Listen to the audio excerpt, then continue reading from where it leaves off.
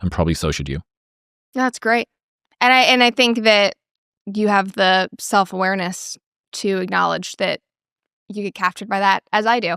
And that's something I've thought about a lot this year. That was actually something that I was really considering as I, left comment section and was going out on my own, was how often did I fall into that out of the necessity of having to do 2 shows a day. I was like, okay, so I'm contracted to do these shows, need to come up with 2 things to talk about every single day. I was doing 10 episodes a week.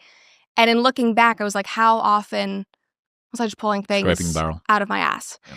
And they were all things I enjoyed talking about, and I thought that they were, funny. And I do think that in those situations, I'm of the opinion that, yes, there are far more important things to talk about. And I think I'm landing more there these days, especially with the content that I'm doing.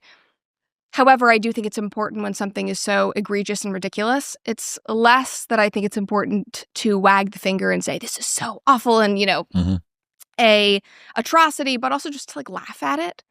And I think that's where because it's so absurd. And the right is doing things that are absurd, and the left has been doing things that are crazy, but also the right has been doing the same thing.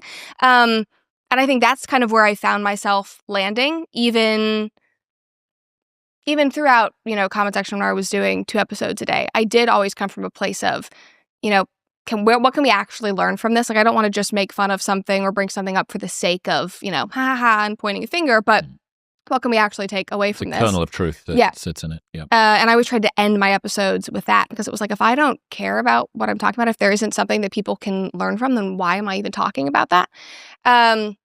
But that was a big piece of reflection as I was leaving, and I scaled back my show tremendously. I was like, okay, I'm only going to do 2 episodes a week. They need to be really, really good topics. I need to really care about them, and I'll build from there.